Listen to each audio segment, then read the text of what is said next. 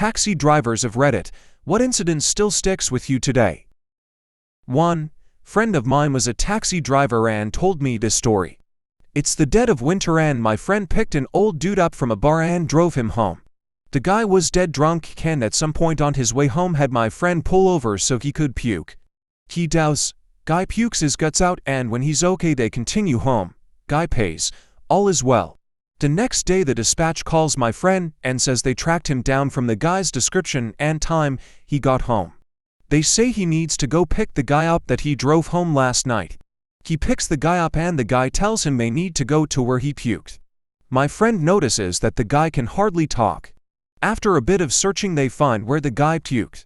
Old dude gets out and finds his own puke frozen dentures and gets them out of the gutter. Success.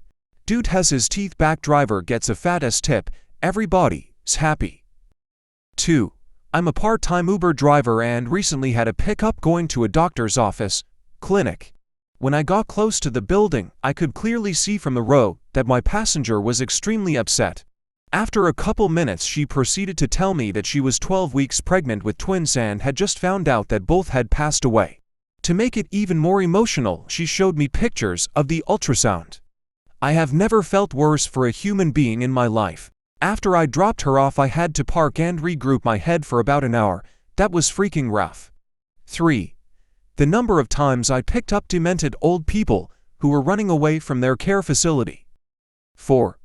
The weirdest one has to be a very attractive mid-30s lady that I picked up at a Walmart at around 8 p.m. She asked me if there's any limit to how far she can go. I told her there is not. So she wanted to go to her boyfriend's grandmother's house, which was in a small rural town about 70 miles away. I'm thinking this is the easiest money I've ever made, and I wasn't wrong. We finally make it there and she's like, wait, don't go into the driveway yet. And she's looking around, and she says, okay, go. He's here at his grandma's house like he says he was, which means he's not cheating on me. Okay, we can go back now.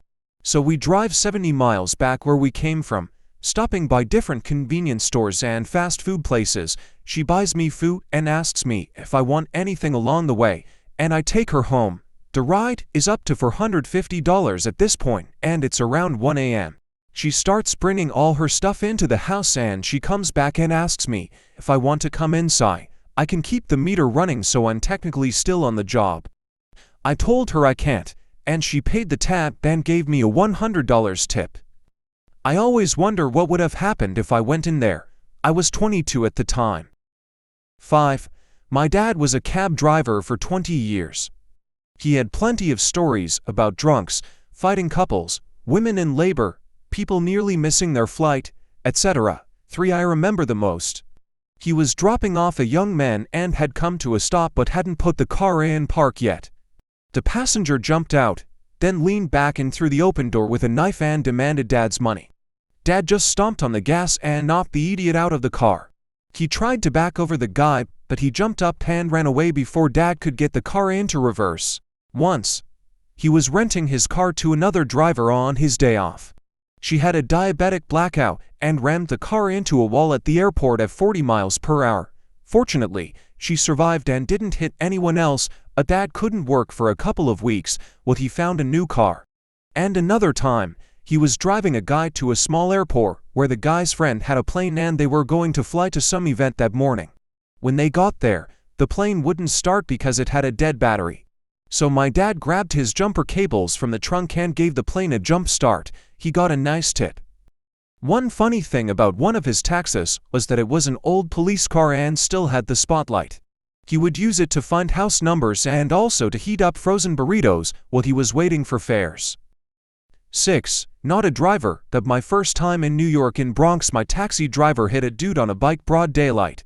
Dude was trying to speed across the road while taxi was turning, so it wasn't really a bad collision at all. Taxi driver rolls down the window and cusses the biker out. Biker proceeds to pick up his bike and throw it at the taxi.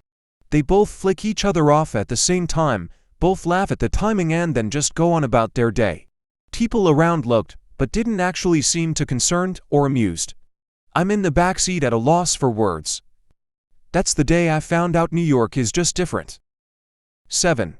Took a younger lady to get all of her teeth removed.